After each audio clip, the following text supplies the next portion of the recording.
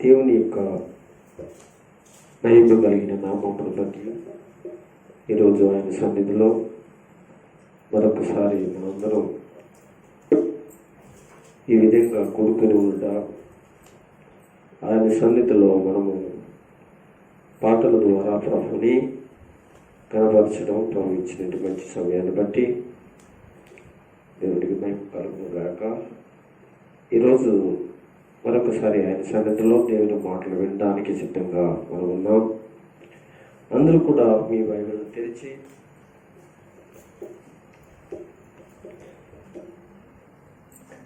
ఆదికాండం 1వ అధ్యాయము ఆదికాండము 1వ అధ్యాయము 3వ వచనాన్ని చదువుకుందాం. దేవుడు వెలుగు కమ్మని పలుకగా వెలుగు కలిగెను. వెలుగు మంచిదైనట్టు దేవుడు చూచెను. వెలుగు మంచిదని దేవుడు చూచెను. దేవునికి స్తోత్రం. ఈ రాయబడినది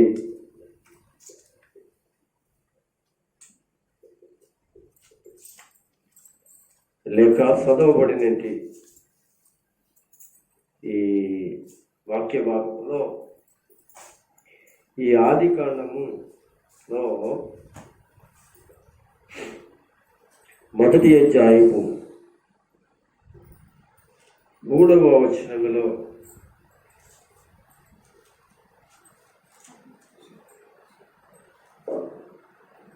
మనము చూసుకున్న ఈ భాగంలో దేవుడు వెలుగు కమ్మని పలుకగా వెలుగు కలిగెను అనే మాట కనపడుతుంది. ఈ మాటలు లేక ఈ ఆదికాండము 1వ అధ్యాయములో పలికినటి ఈ అధ్యాయం అంతటిలో కూడా సృష్టిని గురించి రాయబడినటి మాటలే ఉంటాయి. సృష్టిని గురించినటువంటి విషయాలే రాయబడి ఉంటాయి. మనము ఈ అధ్యాయము 1 నుంచి 31వ వచనం వరకు చదివితే, అలాగే 2వ అధ్యాయం 1 వచనాల్లో కూడా దేవుడు మానవులను సృజించినట్లు లేక సృష్టించినట్లు తన చేతుల ద్వారా ఆయన చేసినట్లు కూడా 2వ అధ్యాయంలో మనం చూస్తాం. అయితే ఈ రోజు మనము ఒక విషయాన్ని మనము గమనించవలసినటువంటి వారుగా మనం ఉంటాం. ఈ రోజున సంఘము దేవుని యొక్క సంపూర్ణమైన బలమును గురించి గ్రహించాలి. దేవుని యొక్క సంపూర్ణమైన బలమును గురించి ఈ రోజున క్రైస్తవ ప్రజలు గమనించాలి. దేవుని యొక్క బలాన్ని గురించి, దేవుని యొక్క మరి సంపూర్ణమైన బలాన్ని గురించి బైబిల్ గ్రంథంలో మనకి రాస్తూ ఉంటారు. ప్రప్రథముగా ఈ ఆదికాండం 1వ అధ్యాయంలోనే దేవుని యొక్క అత్యున్నతమైనటి సంపూర్ణమైనటి బలాన్ని మనం చూడగలుగుతాం. అదేమిటి అంటే, దేవుడు అన్నాడట, ఏమనంటే వెలుగు కలగమని పలికాడట. పలకగానే వెంటనే ఏమైందంటే వెలుగు కలిగిందని మనం చూస్తాం. అవునండి, వెలుగు మంచిది, అది కూడా దేవుడు చూసి సంతోషించాడు. అయితే మానవుని కంటే ముందుగా సృష్టిలో భూమి ఆకాశములు, వెలుగు చీకటి,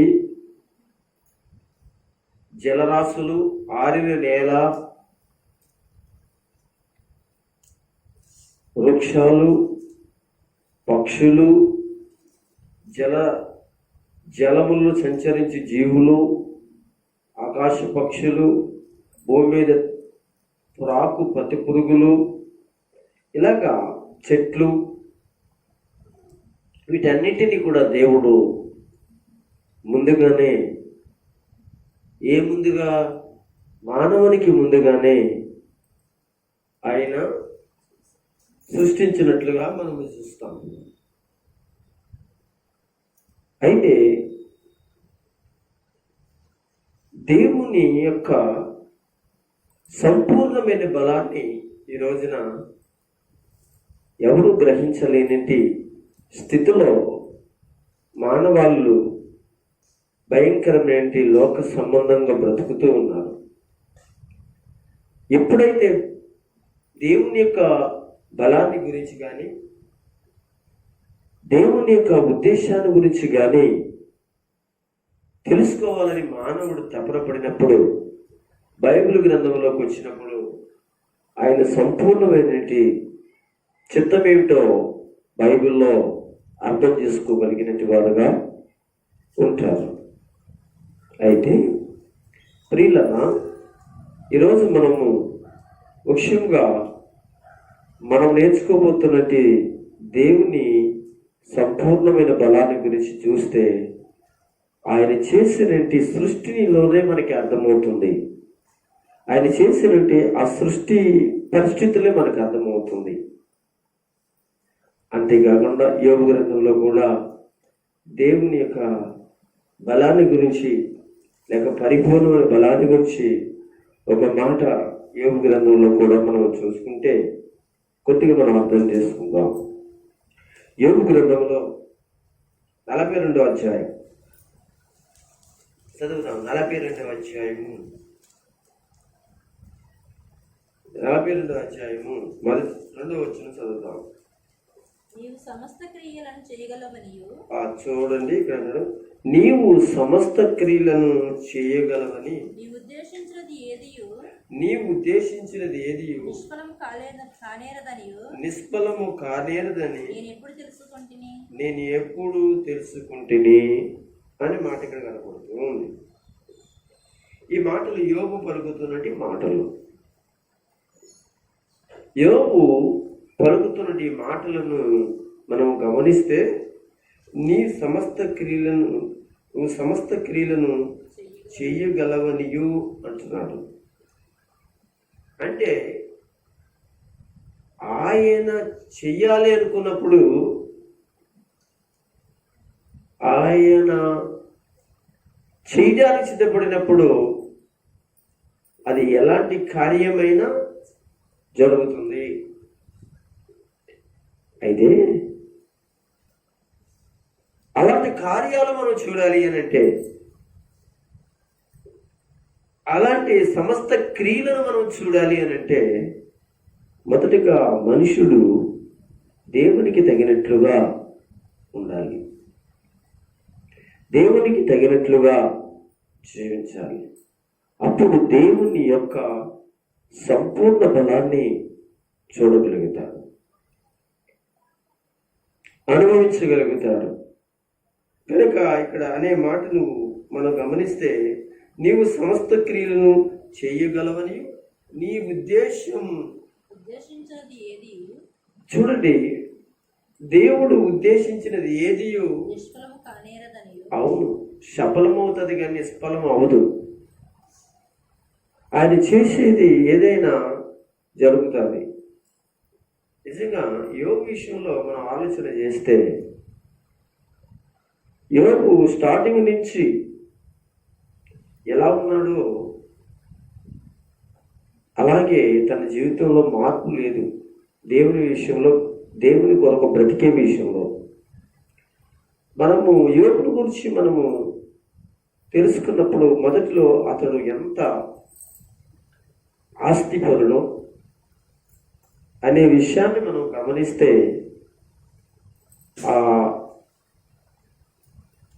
ఆయన నివసిస్తున్నట్టు ఆ దేశంలో ఆయన కంటే ఎక్కువ ఆస్తిపరుడు కానీ ధనవంతుడు కానీ లేడు అని దేవుడైన ప్రభువే సాక్ష్యం ఇస్తాడు.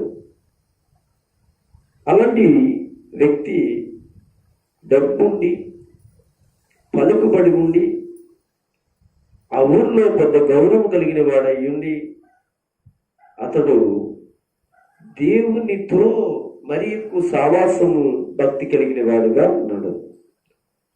మనము గమనిస్తే లోకంలో చాలామంది ఆస్తి కలిగినప్పుడు, డబ్బు కలిగినప్పుడు, లేకపోతే కొన్ని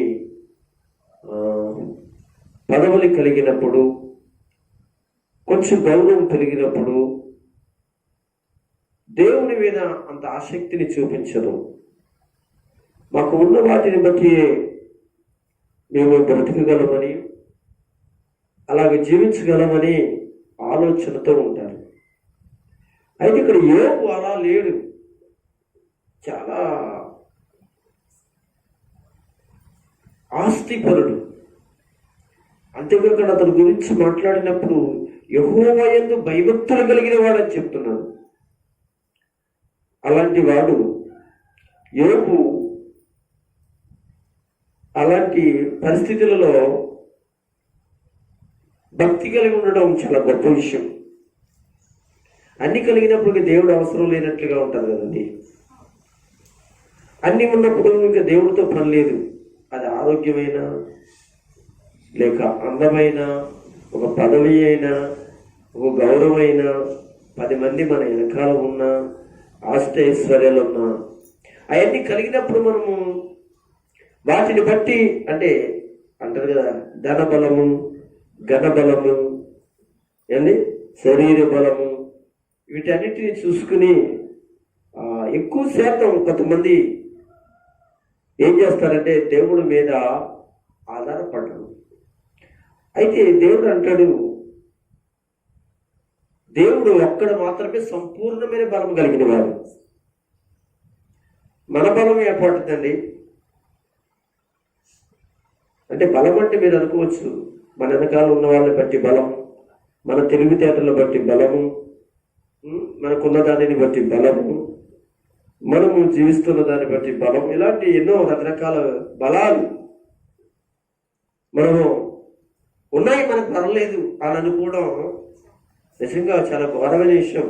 అది తెలివి తక్కువ పని, తెలివి తక్కువ ఆలోచన. అయితే ఒక మాట దేవుడు అంటాడు, దేవుడు ఒక్కడ మాత్రమే సంపూర్ణ బలము కలిగిన వాడు.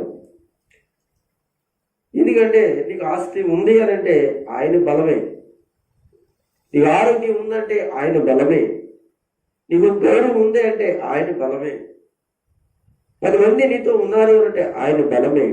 కానీ మనుషుడు ఈ రోజున వీటన్నిటిని చూసుకుని ఇది నాకేదో నా సొంతంగా కలిగిన బలమని అనుకుంటూ బ్రతుకుతున్నండి పరిస్థితులలో మనుషుడు బైబిల్ దగ్గరికి రావాలి, వాక్యం దగ్గరికి రావాలి, వాక్యం వినాలి.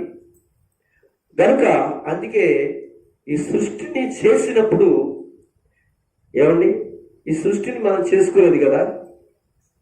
ఆకాశాన్ని మనము చేయలేదు, భూమిని మనము చేయలేదు, జలరాశులు మనం చేయలేదు, ఆడిని నేలను మనము చేయలేదు, సూర్య చంద్ర నక్షత్రాలు మనం చేయలేదు, చీకటి ఎలుగును కూడా మనము చేయలేదు.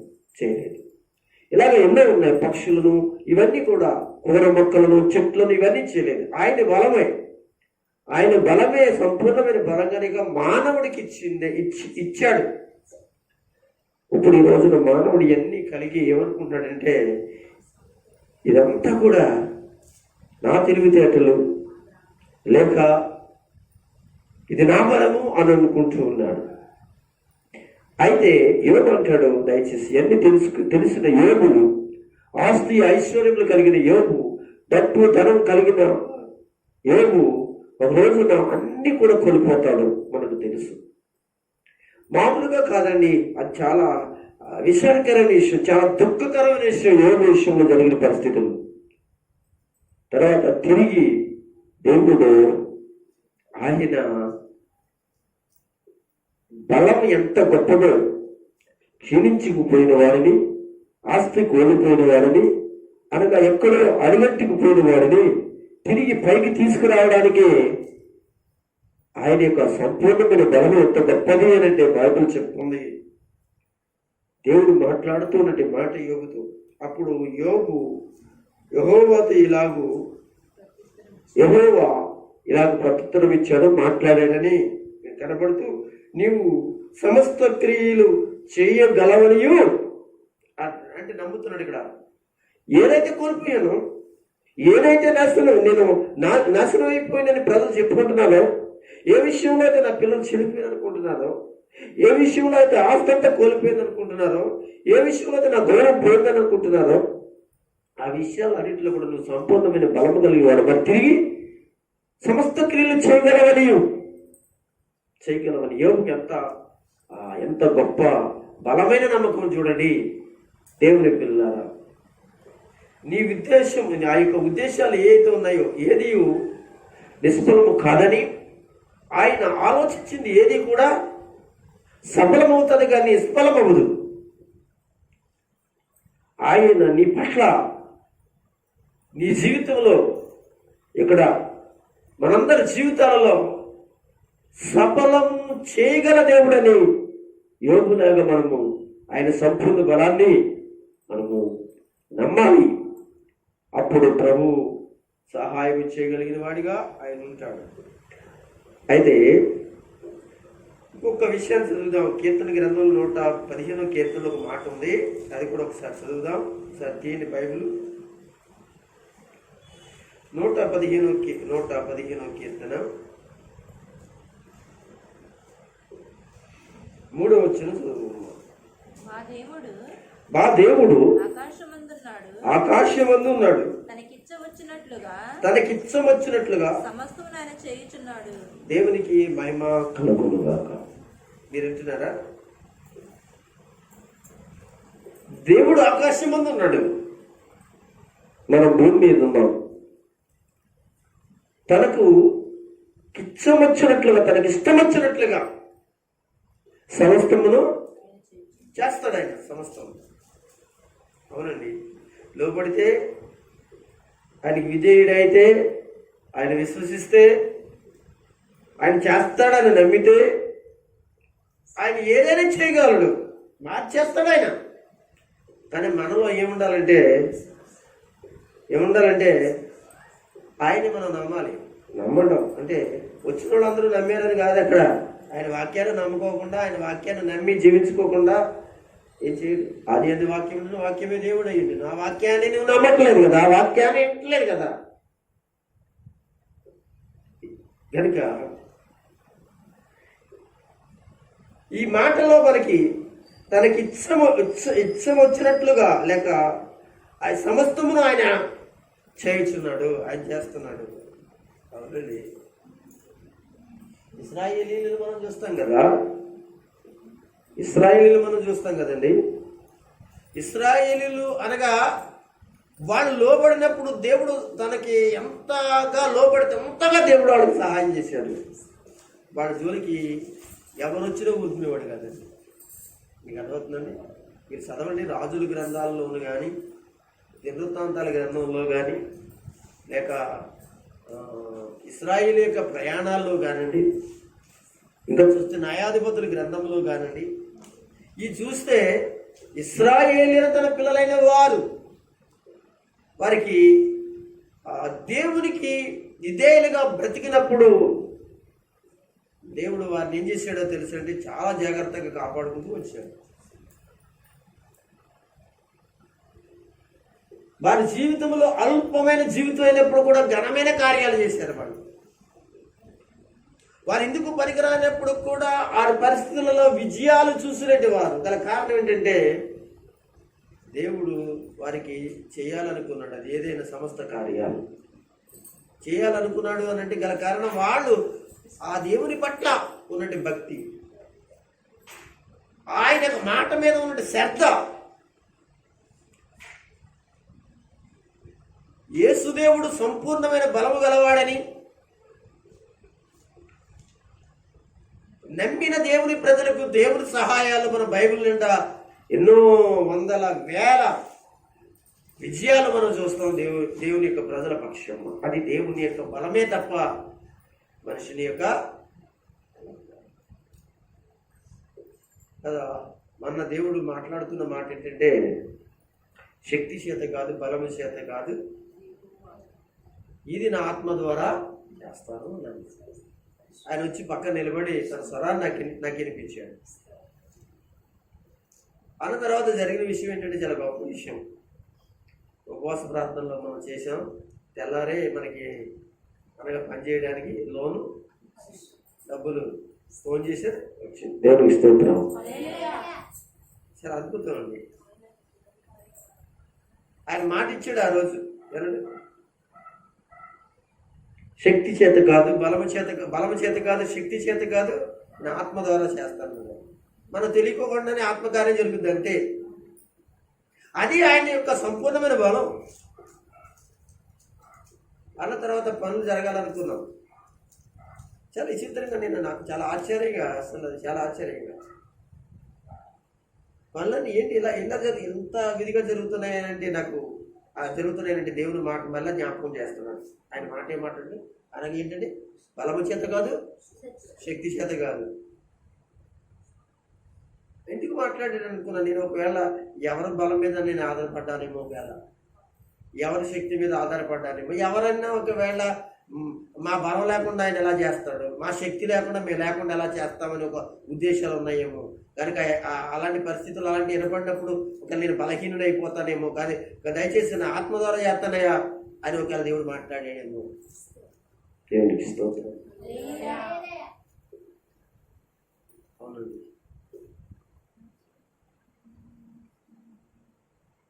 కనుక మనకి ఊహించలేని కార్యాలు బలముతోడయ్యే కాదండి. దేవుడు తెలియకుండానే తన ఆత్మను పంపించి ఏం చేస్తాడంటే తన కార్యాన్ని చేసుకుంటాడంటే తన కార్యాన్ని చేసుకుంటాడు. ఇక్కడ అదే మాట్లాడుతున్నవాడు ఏంటంటే మా దేవుడు ఆకాశం ముందు ఉన్నాడు కదండి. మన దేవుడు ఎక్కడున్నాడండి?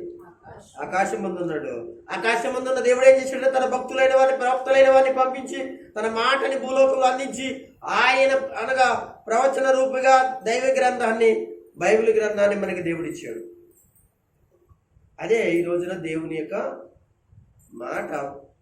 అసలు బైబిలే దేవుడు, ఇంకా దేవుడు లేడు. ఇక మనకి బైబిలే బైబిల్లో ఉంది. నేను చాలాసార్లు చెప్పినట్టు మళ్ళా చెప్తున్నాను. అనగా మనకు ఎన్నో ఫోటోలు, వేసుకో ఫోటోలు, మరేం ఫోటోలు, ఇంకోటి ఫోటోలు ఉండొచ్చు, కానీ అవి దేవుళ్ళు కానే కాదు. అసలు చేతులెత్తి దండం పెట్టకూడదు. పెడితే ఈ వరకు నువ్వు ఏదైతే ఆ పటానికి నువ్వు మొక్కి దండం పెట్టావో విగ్రహారాధనగా, ఇంకా అంతే విగ్రహారాధన అయిపోతుంది. ఆత్మతోను సత్యముతోను ఆరాధించుకున్నాడు అంతే. ఆయన ఆత్మైన దేవుడు కనుక వాక్యమైన దేవుడు, వాక్యమే దేవుడు.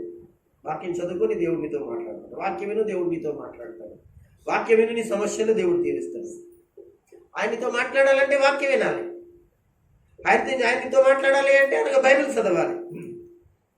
అప్పుడే నీ జీవితంలో ఆయన మాట్లాడినప్పుడు నువ్వు వింటే, ఆ ఇన్ని మాటలను జాగ్రత్తగా గ్రహిస్తే నీ జీవితంలో ఎలాంటి ఇబ్బందికరమైన పరిస్థితులైనా కానీ దేవుడు ఏం చేస్తాడు? తీసివేస్తాడు. ఇది నిజం. విన్నవారిని దేవుడు ఎప్పుడు అనగా ఆయన మాట విన్నవారిని ఎప్పుడు దేవుడు తులసిపుచ్చలేదు. ఆయన వాక్యాన్ని విన్నవారిని ఎప్పుడు దేవుడు ఆయన గెంటి వేయలేదు.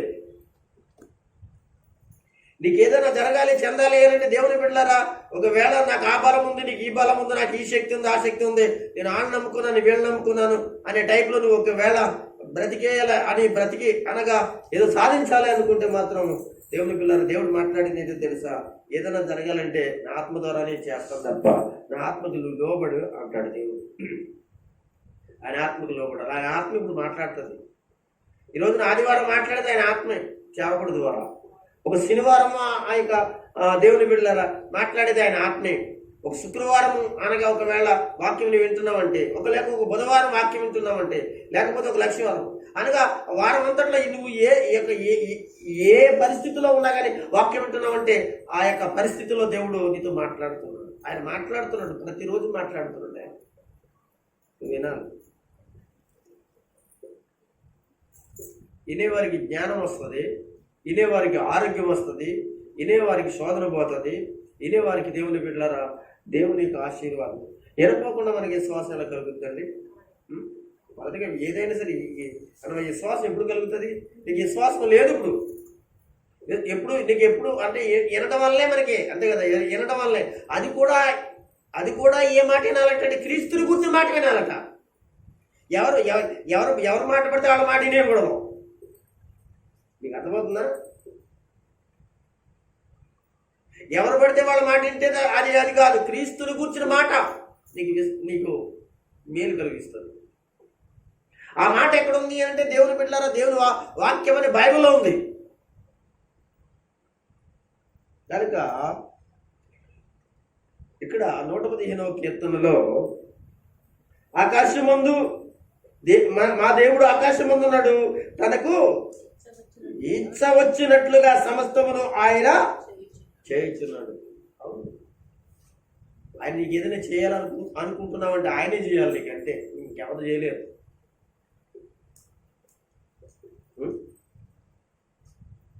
నేను సాక్ష్యం విన్నాను, ఒక దైవజనుడు చెప్పిన సాక్ష్యం ఏంటి తెలుసా? ఒక తల్లి గారికి ఒక కుమారుడు ఉన్నాడు. ఆ కుమారుడు ఆరోగ్యం బాగాలేదు, కానీ హాస్పిటల్ అన్నింటినీ తిప్పింది, ఎన్నో వైద్యాలు చేస్తూ ఉంది, కానీ తగ్గలేదు. దీనికి సరైన ట్రీట్మెంట్ కావాలి అని అంటే ఏదో దేశంలో ఉన్న డాక్టర్ వచ్చి చేయాలి. ఇప్పుడు చూస్తే అనగా నిరుపేద ఆవిడ దగ్గర సరేనండి అనగా తనున్న ఊర్లో చూపించుకోవడానికే పరిస్థితి బాగోలేని స్థితి. అలాంటి స్థితిలో ఉన్న ఈవిడే ఏమంటే ఇతర దేశం వెళ్ళి తన బిడ్డని హాస్పిటల్కి చూపించి అనగా ఆ యొక్క అసలు వెళ్ళడానికే ఖర్చు ఎంత అవుతుంది చూడండి. తర్వాత డాక్టర్ అక్కడ చేసేటప్పుడు ట్రీట్మెంట్ ఒకవేళ బాగు చేసుకోవడానికి అక్కడికి వెళ్ళారని కూడా ఆ డాక్టరు, మరి ఆయనకి ఎంత ఖర్చు అవుతుంది? కానీ ఆమె యొక్క సంపూర్ణమైన బలం ఏంటి? దేవుడు అనమాట. ఎవరికి? ఆ తల్లి గారికి ప్రార్థన చేసేదండి, ప్రభువా నా బిడ్డకి ఇక్కడ వైద్యం చేసేటువంటి డాక్టర్ లేరంట, ఆయన పలానా ఊర్లో ఉన్నారంట, ప్రభువా నా బిడ్డనికి వైద్యం చేయడానికి ఆ డాక్టర్నా తీసుకురా, లేకపోతే నువ్వే బాగు చేయను ఆయన. ఈ రెండే ప్రార్థన.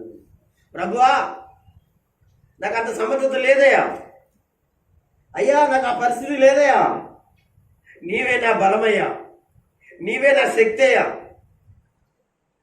కనుక దయచేసి నువ్వేదైనా చేయగలవంట. బైబిల్లో వాక్యం మాట్లాడింది, సేవకుల ద్వారా మాట్లాడింది అంటే ఇలా ప్రార్థన చేస్తుంది. ఒక్కరోజు కాదు, 2 రోజులు కాదు, ఇలా చేస్తానే ఉంటుంది. ఏమండి? చేస్తా ఉంటుండగా ఏం జరిగిందో తెలుసా? దేవుని బిడ్డలారా, ఒక పెద్ద ఆయనండి ఏం చేశాడంటే ఇతర దేశాల నుంచి అనగా ఆ దేశానికి వచ్చాడు. ఆయన ప్రయాణం బాగానే సాగింది. అయితే ఆయన విమానం దిగిన తర్వాత కారు ఎక్కి ఆ ఇతర దేశంలో ఉన్న ఆ పెద్ద డాక్టర్, ఆయన పెద్ద వ్యక్తి అండి డాక్టర్. ఏమైందంటే అతను విమానం దిగిన తర్వాత అతను వెళ్ళవలసిన చోటికి కారు ఎక్కి వస్తుండగా ఆయన చాలా సేపు జర్నీ చేశాడు. చేసిన తర్వాత హఠాత్తుగా ఒక దుఃఖకు వచ్చిన తర్వాత కారు ఆగిపోయింది.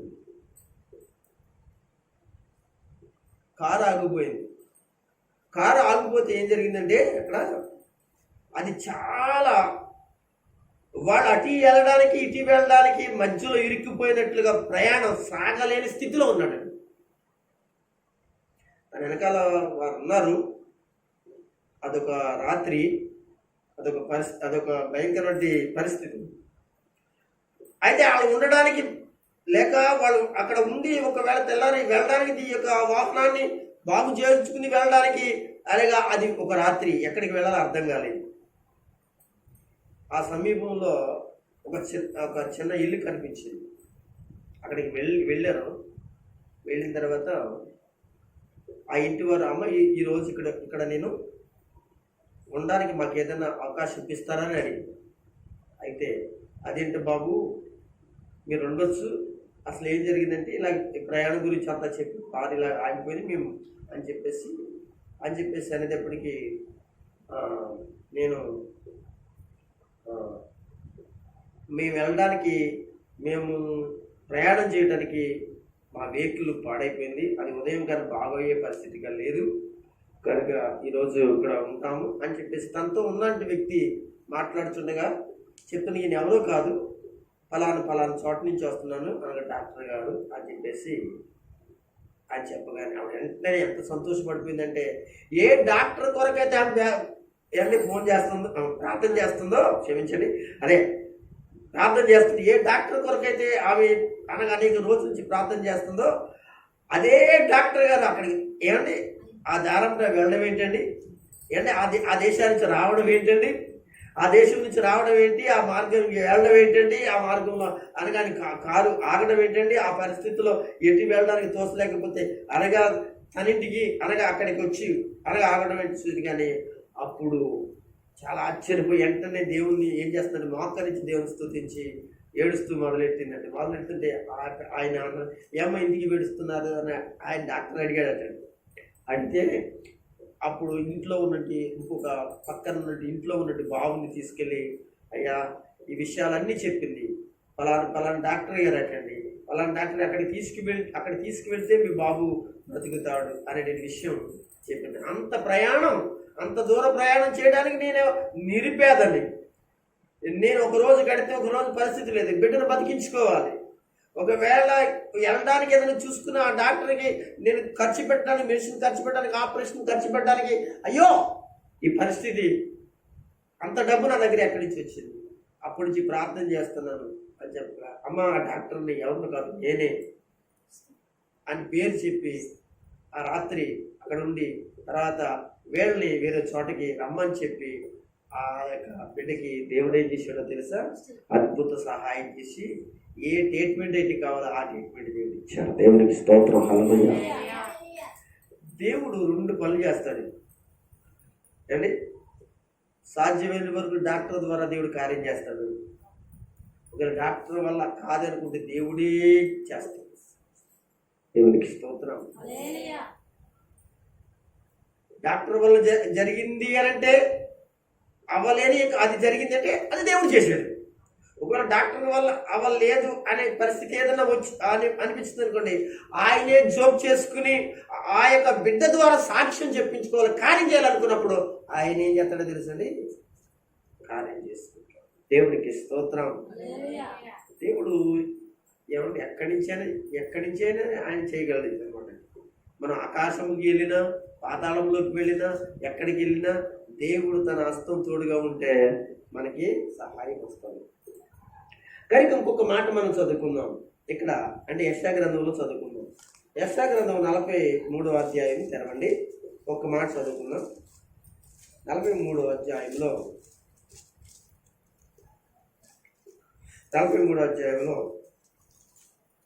13వ వచనం చదువు. ఈ దినము మొదలుకొని నేనే ఆయనను నా చేతిలో నుండి విడిపించగలవాడు ఎవడు లేడు, నేను కార్యము చేయగా త్రిప్పివేయవాడు ఎవడన్నాడండి. దేవునికి స్తోత్రం. మీకు అర్థమైందండి ఈ మాట ఎంత స్పష్టంగా ఉందో. నా చేతిలో నుండి విడిపించగలవాడు ఎవడు, విడిపిస్తే ఆయన విడిపించాలి, ఆయనే బాగు చేయాలి, లేక ఆయనే డాక్టర్కి ఆజ్ఞాపించో లేకపోతే ఔషధం ద్వారా ఆయనే చేయాలి. నేను కార్యము చేయగా దాన్ని త్రిప్పేవాడు ఎవడు, ఆఫ్ చేసేవాడు ఎవడు?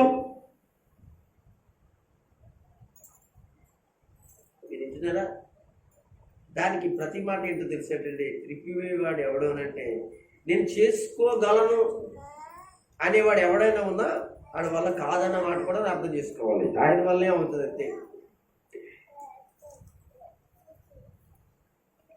ఇది అవ్వదు అనేటువంటి ఒకవేళ మాట వచ్చింది అనుకోండి, ఆయనే చేయాలనుకున్నప్పుడు ఎవడో ఆఫ్ చేయడానికి అవకాశం లేదు. మీకు అర్థమైందండి? అలాంటి మహాత్యం కలిగిన దేవుడు, దేవుని యొక్క సంపూర్ణ బలము అటువంటిది అనమాట. కనుక ప్రియమైన దేవుని బిడ్డలారా, ఈరోజు ఆయన సన్నిధికి వచ్చినది మన జీవితాలలో ఏంటో తెలుసు అంటే ప్రభువే సంపూర్ణమైన బలం. ఆయనే కానీ సంపూర్ణమైన బలం ఇస్తే ఏమవుతుందండి కదా, మనకి తెలుసు కదండి. రాజుల గ్రంథంలో ఉంటుంది, నయమాను అనేటువంటి ఒక సైన్యాధిపతి, ఒక దేశానికే సైన్యాధిపతి అంటే రాజుగారి కింద ఉండే అన్నమాట సైన్యాధిపతి. ఏమండి, అతడు చాలా బలాఢ్యుడు, బలవంతుడు, ఏమండి యుద్ధ నైపుణ్యత కలిగిన వాడు. అతను యుద్ధానికి తన సైన్యాన్ని తీసుకెళ్ళాడు అనుకోండి, అతను ముందు నిలబడి సైన్యం వెనకాలంది అనుకోండి, ఆ దేశంలో ఉన్న వాళ్ళందరూ ఓడిపోవాల్సిందే కానీ తప్ప తన ఓడిపోయిన పరిస్థితులు ఎప్పుడూ లేవంటండి. ఎవరండి? అలాంటి పరిస్థితి అండి. అయితే ఇతను ఏంటంటే దేవుని నమ్ముకున్నవాడా ఈ నయమాను అంటే కాదండి, విగ్రహారాధి కూడా అంటండి. ఆ దేశం కూడా విగ్రహారాధన దేశం, ఇజ్రాయేల్ దేశం కాదు. ఏమండి? అయితే అంత బలాఢ్యుడు, అంత బలమైన వాడు, యుద్ధసూరుడు, అతనంటే గడగడగడలాడిపోతున్నట్టు రాజులు గడగడలాడిపోతున్నారు, దేశాలు గడగడలాడిపోతున్నారు. కానీ అతనికి చిన్న లోపం ఉంది, అతను కుష్టు రోగం కలిగినవాడు. ఏ రోగం అంటే ఏమంటే ఈ కుష్టు రోగం కలిగినటువంటి వాడు వైద్యం చేయించుకోకుండా ఉంటుంటాడంటారా అంటే లేదు. ఎందుకంటే ఎంత గొప్పవాడు, రాజు పక్కన ఉన్నవాడు, రాజు ఇతనికి వైద్యం చేయించడానికి దేశాల నుంచి వైద్యులను తీసుకొచ్చి రకరకాల వైద్యాలు చేయించుకుంటాడు, కానీ అతనికి ఆ కుష్ఠరోగం తగ్గలేదండి. అయితే ఒక రోజున ఇజ్రాయేల్ దేశం మీదకి యుద్ధానికి వెళ్ళాడు. అదే ఇజ్రాయేల్ ప్రజల మీద దానికి వెళితే అక్కడ ఆ యుద్ధంలో ఏం జరిగిందో తెలిసి ఏంటంటే ఆ ప్రజలు ఓడిపోతే అక్కడి నుంచి కొంతమంది బానిసలుగా కొంతమంది వ్యక్తుల్ని, ఆడవాళ్ళని, మగవాళ్ళని, ఇలాగా యవనస్తుల పిల్లల్ని చాలా మందిని తీసుకొచ్చేసి తను రాజుకు అప్పగించాడు. డబ్బు, బంగారాలు ఇవన్నీ అప్పగించిన తర్వాత రాజుకు అప్పగించిన తర్వాత తన ఇంట్లో పని చేసుకోవడానికి ఒక 10 నుంచి 12 సంవత్సరాలు లేకపోతే 13 సంవత్సరాల వయసులో ఉన్నట్టు పాపని ఏమండి తన ఇంట్లో పెట్టుకుని పని చేయించుకోవడానికి వచ్చింది. అయితే ఇప్పుడు నయమాను ఇల్లు విగ్రహారాధన ఇల్లు. అక్కడ పూజలు, పురస్కారాలు, బయలుదేవతలు, ఇంకో దేవతలు, ఆ ఇంట్లో వాళ్ళ భార్య, పిల్లలు, వాళ్ళు వగేరా ఇదే పూజలు ఉంటారు. ఇంకా చెప్పాలి అని అంటే వాళ్ళ ఇంట్లో బానిసగా వెళ్ళినప్పుడు బానిస ఏం చేయాలి? వాళ్ళు కొడితే పడాలి, పెడితే తినాలి, ఎక్కడ పుడుకోమంటే అక్కడ పుడుకోవాలి, వాళ్ళు ఏది చెప్తే అదే చేయాలి తప్ప మాట్లాడడానికి అవకాశం లేదు. బానిసలు అంతే కదండి, తన యజమాని చెప్పినట్లుగానే చేయాలి. ఆ యొక్క చిన్నపిల్ల ఇస్రాయేల్ దేశం నుంచి వచ్చింది కనుక ఆ యొక్క ప్రజల్లోంచి వచ్చినట్టు ఆ పిల్లని ఏం చేసి తన ఇంటికి తెచ్చుకుని ఏం చేసుకున్నాడంటే పనికి పెట్టుకున్నాడు. అయితే ఒక విషయం చెప్పమంటారా, ఆ ఇంట్లో ఉన్నప్పటికీ కూడా ఆ పిల్ల చాలా మంచిగా బ్రతుకుతుందండి. మాటలో కానీ, ప్రవర్తనలో కానీ, ఉద్దేశంలో కానీ, ఆలోచనలో కానీ అన్ని విషయాలు చాలా జాగ్రత్తగా ఉంటుంది. అయితే తన యజమానికి ఉన్న కుష్టు రోగాన్ని గురించి ఈమె చూసిందండి. ఎవరో ఇశ్రాయేలు చిన్నది చూసేటప్పటికి ఆ అమ్మగారి దగ్గర అనుంటుంది. ఏమని? అమ్మగారండి, అయ్యగారిని చూస్తే అందరూ గడగడలు ఆడిపోతారు, దేశాలను జయించగల మహానుభావుడు, ఆయన సైన్యాధిపతి, రాజుగారు కూడా మరి ఎంతో గౌరవిస్తారు. మరి ఏంటండి అని అంటే ఆ చెప్పుంటుంది. ఎవరో అమ్మగారు చెప్పుంటుంది, మీ అయ్యగారు చాలా వైద్యాలు చేయించుకున్నారు, రాజు కూడా అనగా ఎంతో మంది డాక్టర్లు తీసుకొచ్చారు, నాకు తగ్గట్లేదు అని చెప్పి ఉండి ఉంటుంది. అప్పుడు ఆవిడ ఆ చిన్నది అంటది, చాలా ధైర్యం చేసిందండి. నిజంగా దేవుని పిల్లలకి ధైర్యం అంటారు. అందులోకి ఇశ్రాయేలుకి మరీ ధైర్యం అంటండి. ఇశ్రాయేలు ప్రజల కంటండి, దేవుని బిడ్డల కంటే మరీ ధైర్యం అంటండి. ఎవరు చూసి ధైర్యం అంటారు అనంటే వాళ్ళకి వెనకాల ఉండి దేవుని చూసి ధైర్యం అంటారు. అప్పుడు అంటది, అయ్యా మా దేశంలో ఒక ప్రవక్త ఉన్నాడు. ఏమంటుంది? ఎవరున్నారంటే ప్రవక్త ఉన్నాడు. ప్రవక్త ఉన్నాడనందా, దేవుడు ఉన్నాడనందా? చూడు, దేవుడు ఉన్నాడని చెప్పాలి. ప్రవక్త ఉన్నాడు, ఒక దైవజనుడు ఉన్నాడు, ఒక పాస్టర్ గారు ఉన్నాడు. చదువుకుడు కాదు, బైబిల్ అలాగే రాసింది, అలాగే రాస్తుంది బైబిల్. ప్రవక్త ఉన్నాడు. ఆయన చెయ్యించి ప్రార్థన చేస్తే, లేకపోతే ఆయన ప్రార్థన చేస్తే ఏ రోగమైనా పోతుందండి అని చిన్న ఆశ కల్పించింది. ఎవరికి? వాళ్ళ అమ్మగారికి. వెంటనే ఆపేసిందండి. ఏమండి, వెంటనే నమ్మేయడానికి కారణం ఏంటి చెప్పమంటారా? కారణం ఉందండి, కారణం లేకుండా కాదు. ఆ పిల్ల వచ్చిన నాటి నుంచి ఈ రోజు వరకు కూడా తన దేవుడి విషయంలో కానీ, తన భక్తి విషయంలో కానీ, తన యథార్థత విషయంలో కానీ, తనకు ప్రార్థన చేసుకునే దేవుడి విషయం చాలా ప్రత్యేకతగా, అనగా వాళ్ళు ఉంటున్నప్పటికీ కూడా చాలా ప్రత్యేకత చూపిస్తుందండి. ఇదంతా గమనించారు ఎవరు?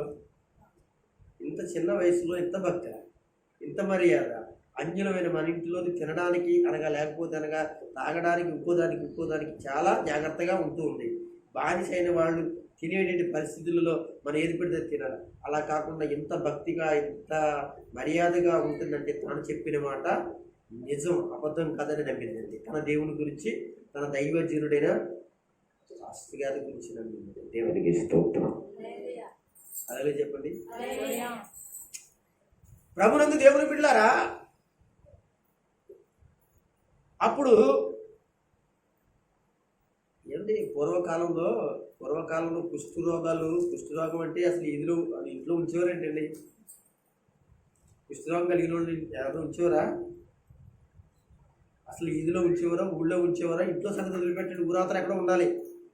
బైబిల్లో అలాగే ఊరాతలు ఉన్నారు. వాళ్ళు ఒకవేళ వచ్చి వాళ్ళు మంచిలు తాగాలన్నా, మంచిలకు రావాలన్నా, ఊళ్ళో చెరువులోకి కానీ నూతులోకి రావాలి అంటే వాళ్ళు ఏం చేసుకోవాలంటే తలాన్ని తెరబూసుకోవాలి, బట్టలన్నీ చింపేసుకోవాలి, నోటికి గుడ్డ కట్టుకోవాలి, ఒక డబ్బాలన్నీ కర్ర పట్టుకుని కొట్టుకుంటూ రావాలి. అప్పుడు ఊళ్ళో వాళ్ళు అందరూ ఎవరికి కుష్ఠరోగం వస్తున్నారు కనుక ఆడుకున్న జబ్బు మనకు అంటుకుంటుంది, దయచేసి లోన్ ఉంటే మంచిది అని చెప్పేసి ఆడు వెళ్ళిపోయేదాకా ఏం చేసేవారు తెలుసా?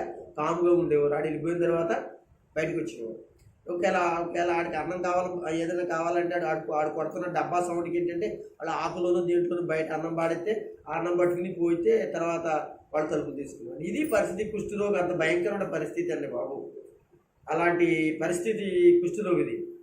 అయితే ఇతడు నిజంగా ఒక రాజుగారి దగ్గర ఉన్న సైన్యాధిపతి కనుక, గొప్ప పేరు పొందినవాడు కనుక, ఇంట్లో ఉంటున్నాడు, భార్య బిడ్డలు కనుక, ఏమైనా ఆ రోగం అనేటప్పటికి ఏదైనా కొంచెం ఇబ్బంది కదా. ఆ పరిస్థితిలో ఉన్నట్టు ఈమె కొంచెం ఆశ కలిగింది. ఏమైనా భర్త కదండి, భర్త కదా, ఆలోచించండి. మరి ఈయనకి మరి ఫస్ట్ నుంచి వచ్చి ఉందో లేకపోతే మధ్యలో ఉందో మనకు తెలియదు. కానీ దేవుని బిడ్డలారా, అక్కడ ఏం రాయలేదండి, వాక్యంలో ఏం మాటలో రాయలేదు, అది పుస్తకంగా రాశాడంతే. అయితే అది ఒకవేళ మధ్యలో వచ్చుంటమైతే ఒకవేళ దానికి ఎన్నో వైద్యాలు చేయించుంటాడు, అయితే తగ్గలేదు. ఆ పరిస్థితిని బట్టి మనం ఆలోచన చేస్తే ఈమెకి తన భర్త పట్ల ఉండే ప్రేమను బట్టి తన భర్తతో అంటది, ఇజ్రాయెల్ దేశాల నుంచి తీసుకొచ్చిన చిన్నది నాతో చెప్పిన విషయం ఏంటంటే, వాళ్ళ దేశంలోనంటే ఒక ప్రవక్త ఉన్నాడట. ప్రవక్త అంటే దైవ సేవకుడు, ప్రవక్త అంటే దైవజనుడు. ఏమండి? అయితే ఆయన ఉన్నాడు. ఆయన ప్రార్థన చేస్తేనంట కుష్ఠరోగం పోతుందని. కానీ మీరు వెళ్ళొచ్చు కదండి, మీరు వెళ్ళి ప్రార్థన చేయించుకోవచ్చు కదా అని చెప్పేసి అంటే, అప్పుడు ఈ మాట ఎవరు తీసుకెళ్ళి చెప్పాడంటే తెలుసు, నీ సైన్యాధిపతి రాజుగారి దగ్గరికి వెళ్ళి, రాజా నాకున్న బలహీనత మీకు తెలుసు, నాకున్నది ఆ కుష్ఠరోగం మీకు తెలుసు, ఎన్నో వైద్యాలు మీరు చేయించే తగ్గలేదు, నేను చేయించుకున్న తగ్గలేదు, అయితే అంటే ఏం చేయమంటావు రాజు అడిగారు.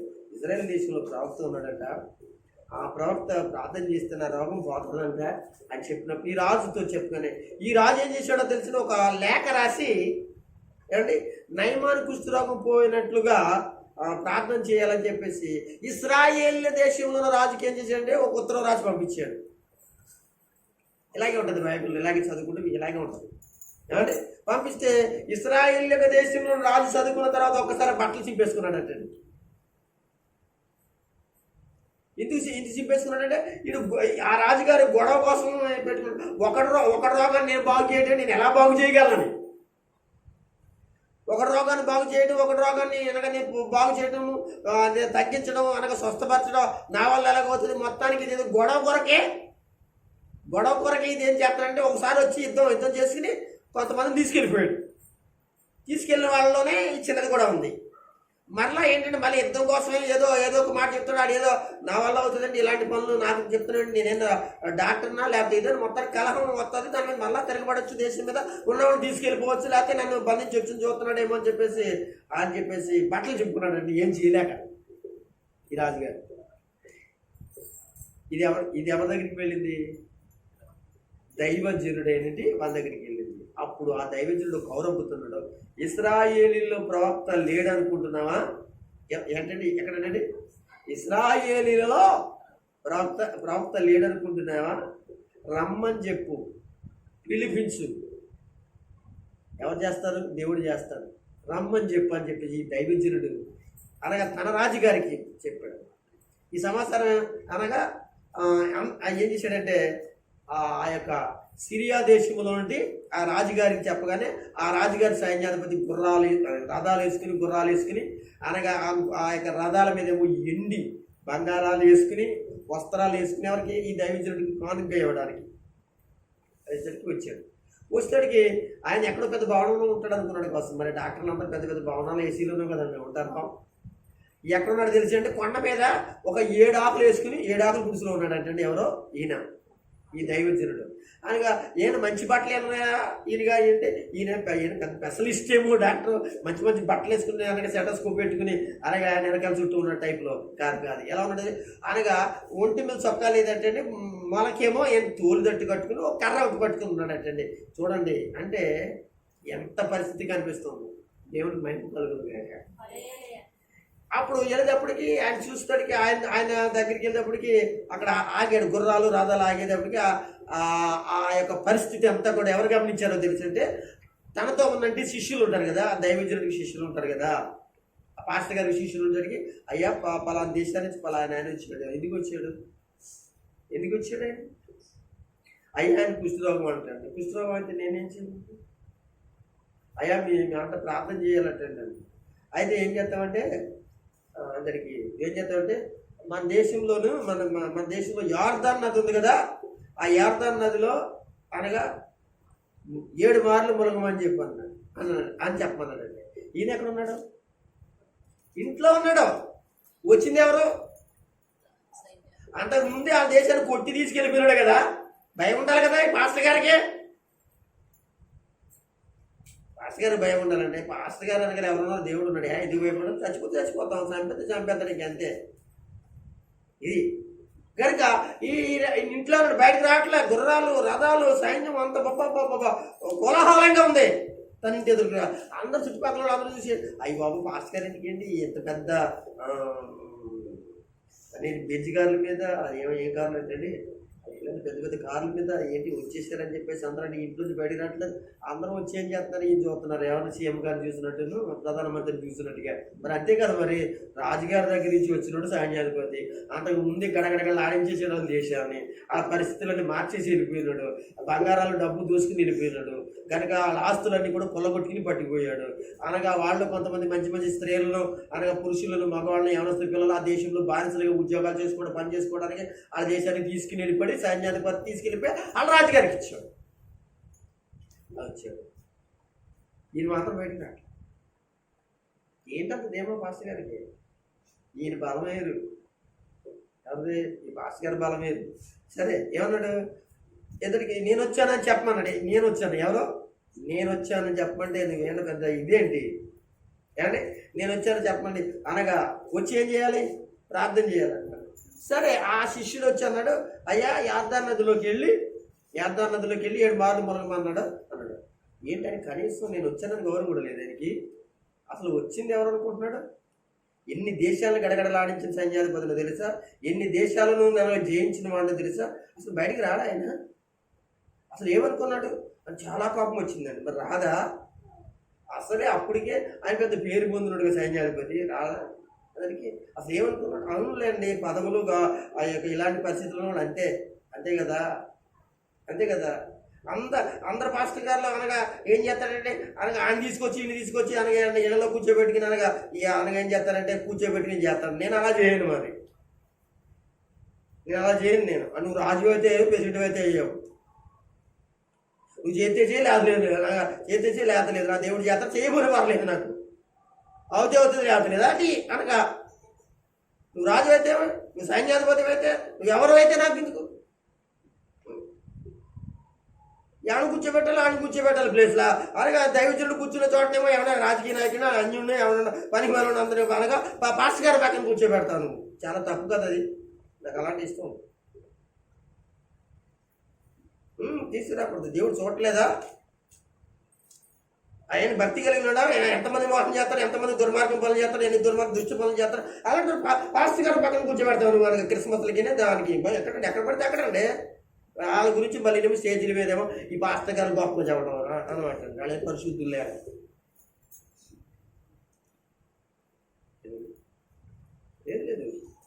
అసలు వాళ్ళకి పదవులు ఇచ్చింది దేవుడే, నిన్ను పాస్టర్ గారు చేసింది వాళ్ళ దేవుడే. ఇంకా నువ్వేంటి వాళ్ళకి గతగతలు ఆడతాను చేయకు.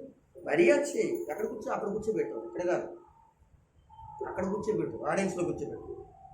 ఏదైనా అవసరం అనుకో ఆ మైకి మాట్లాడి వెళ్ళిపోతాడు అంతే, అంతే తప్ప ఇక్కడ ఏ స్థానంలో రాకూడదు. ఈ స్థానం దేవుని స్థానం. దేవుని స్థానంలో రావాలంటే అనగా ఆలోచించండి, ఎలాంటి వ్యక్తులు రావాలో ఆలోచించండి. ఇది అక్కర్లేదా నీకు పాస్టర్ గానే కొంతమందికి? అయితే దేవుని పిల్లలరా, ఇక్కడ ఇతను ఇంట్లోంచి బయటికి రావట్లా. చాలా టైం చూసినాయి. మళ్ళీ కౌరపించి నేను పలానా ఆయన చెప్పాను, జ్ఞాపకం ఉందో లేదో, తాట తీస్తాను అన్నట్టుగా చెప్పారు కదా, అలా చేయమని చెప్పాను. మళ్ళీ వచ్చి ఏమన్నాడండి, వార్దాల నదుల మొదలమందరికి కోపం వచ్చి ఏమన్నాడు తెలుసా? అంటే మా దేశంలో ఉన్న నదుల కంటే, పవిత్రమైన నదుల కంటే, ఆ నదుల కంటే, ఈ నదుల కంటే, ఈ నదుల కంటే, ఆ నదుల కంటే, మా దేశంలో ఉన్న నదుల కంటే చాలా పేర్లు చెప్పాడు. అక్కడ కొన్ని నదుల పేర్లు చెప్పాడండి.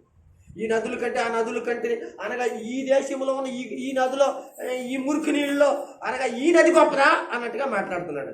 అనగా తన వెనకాల కొంతమంది వస్తారు కదండి, పెద్ద పెద్దోళ్ళు అందరూ వస్తారు కదా. అందులో ఆయన శాంతం కలిగినోడు, ప్రశాంతం కలిగినోడు, మంచి ఆలోచన కలిగినోడు, నిదానం కలిగినోడు, నాలాంటి నిదానం కలిగినోడు వచ్చి, అయ్యా సైన్యాధిపతి గారు, నయమాన్ గారు, కొన్ని నేను ఏమన్నా కానండి చిన్న మాట అంటానండి అని చెప్పండి. ఇప్పుడు చిరాగ్గా ఉన్నాడు ఇప్పటికి, చెప్పండి. అది కానీ ఆయన ఆదేశం కొట్టి తెచ్చి మీకు ఇమ్మలేదు కదా. యోర్దాను నదిలో మునగమన్నాడు కదా, ఒక్కసారి ములుగు చూస్తే బాగుంటుంది కదా నాయన. ఒకసారి అంత ఆవేశం ఎందుకండి నాయన? చూడండి, మీ జీవితంలో జరగలేని కార్యం ఏదైనా జరుగుతుందేమో. అప్పుడు నెమ్మది పడ్డాడు. దేవుని స్తోత్రం చెప్పండి. ఈయన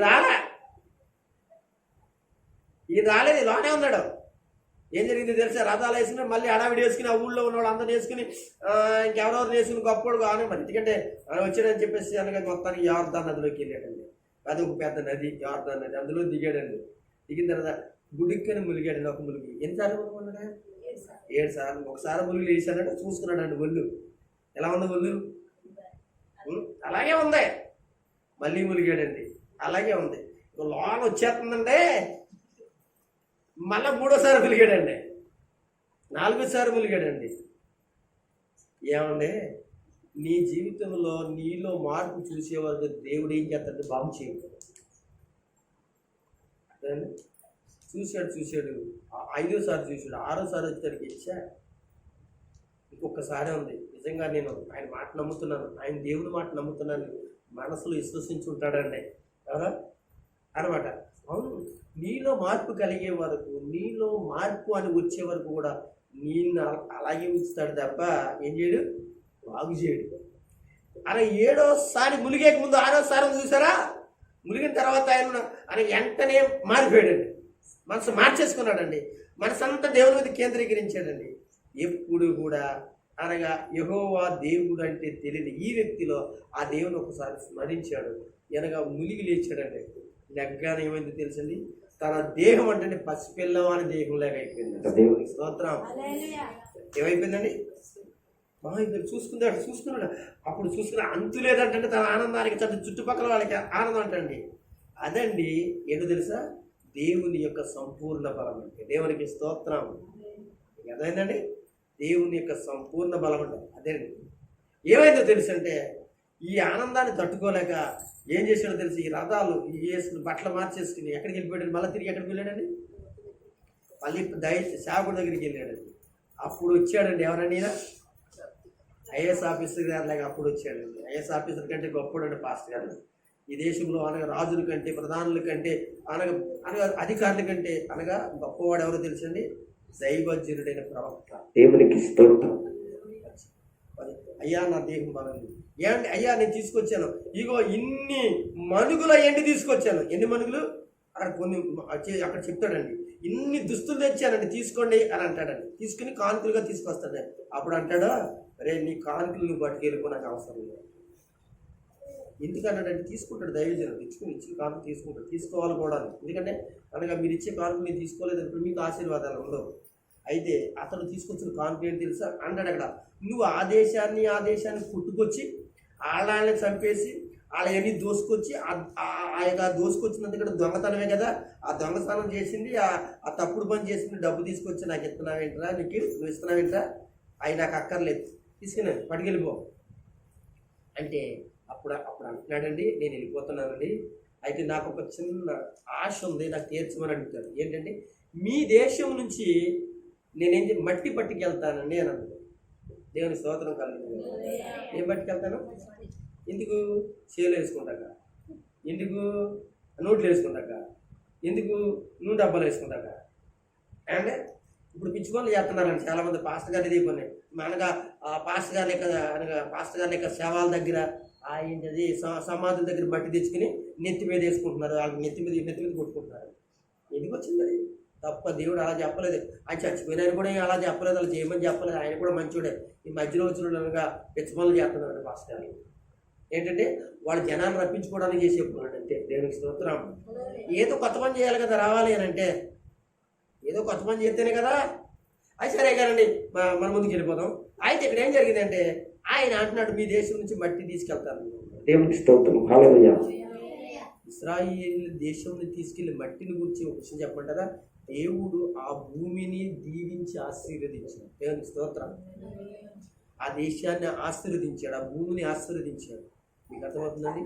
కనుక ఈ మట్టి తీసుకెళ్ళి నేను ఏం చేసుకుంటానో తెలుసా, నా దేశంలో నేను నా ఆ యొక్క బయలుదేవత గుడి దగ్గర పక్కన ఎక్కడో ఒక బలిపీఠాన్ని కట్టుకుని అక్కడ మీ దేవుడైన యెహోవాకి నేను ఏం చేసుకుంటాను, పూజలు ఆరాధన చేసుకుంటాను, బలిపీఠాన్ని కట్టుకుంటాను అని చెప్పేసి అడిగితే పట్టుకెళ్ళి. దేవునికి స్తోత్రం కలుగుతుంది. అలా చెప్పండి. సరే కానండి, ఈ విషయాలను ఎందుకు చెప్పాను అంటే, దేవుని బిడ్డలారా ఎందుకు చెప్పాను అని అంటే, దేవుడు చెయ్యాలనుకున్నప్పుడు కార్యాన్ని ఎవడు కూడా ఏమీ కూడా ఆఫ్ చేయడం ఎవరి వల్ల అవ్వదు. అయితే ఆయన అంతటా ఆయన చెయ్యాలి అనుకుంటే నీలో ఏం రావాలి, మార్పు రావాలి.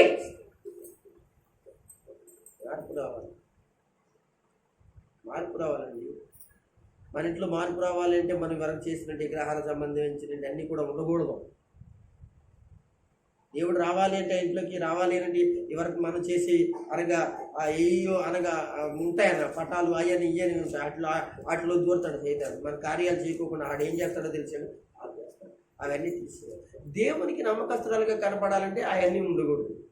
అప్పుడు దేవుడు నీ జీవితంలో కార్యం చేస్తాడు. నువ్వు మొదటగా మనం చేయవలసింది పని మనం చేస్తే దేవుడు తనంతట తానే నువ్వు చేస్తున్నట్టు ఆ యొక్క మంచి పనిని చూసి వెంటనే కార్యం చేస్తాడు. ఇది నిజం. దేవునికి స్తోత్రం. ఓకేనండి. కనుక దేవుడు చేయాలనుకున్నాడు అని చేస్తాడు. ఇంకా ఆఫ్ చేస్తే ఎవరి వల్ల అవ్వదు. అది కూడా నీ మనసు మీద ఆధారపడి ఉంది, నీ హృదయం మీద ఆధారపడి ఉంది, నీ ప్రవర్తన మీద ఆధారపడి ఉంది. ఇదంతా కూడా ఇది నిజం. బైబిల్ అంతట్లో ఎక్కడికి వెళ్ళి చూడండి అదే చెప్తాడు.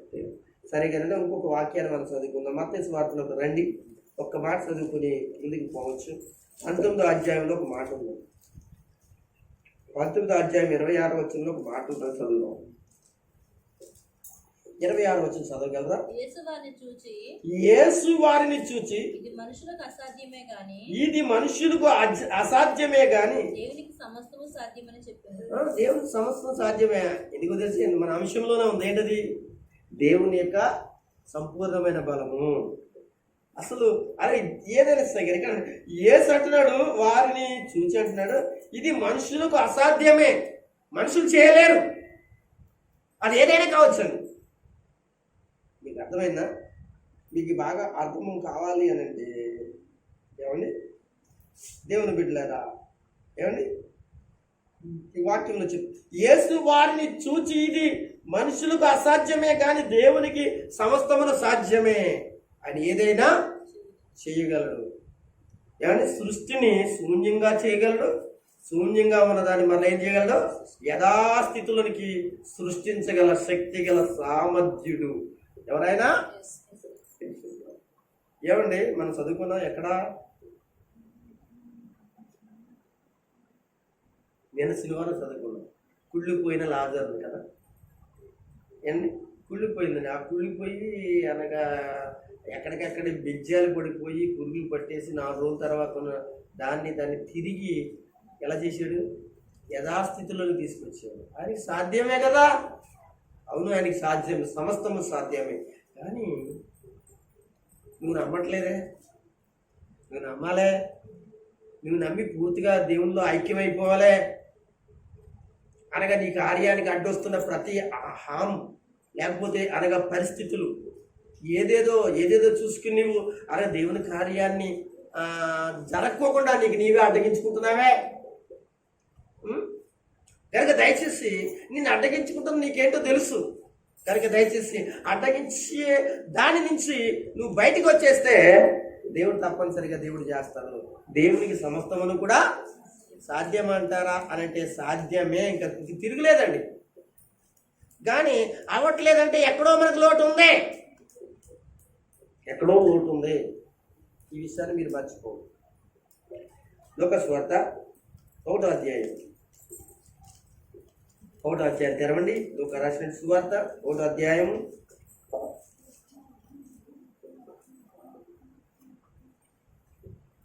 37వ వచనం చదువుదాం.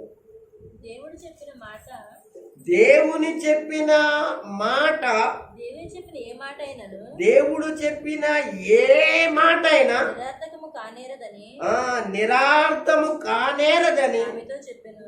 Praise the lord. చూసారండి, దేవుడు చెప్పినది ఏదైనా ఏ మాట అయినా కావచ్చు, కానీ నిరార్థకం కాదండి. నిరార్థకం అయిపోతుందంటే దేవుడు లోటు అనుకుంటున్నారా? దేవుడు చేతకారని అనుకుంటున్నారా?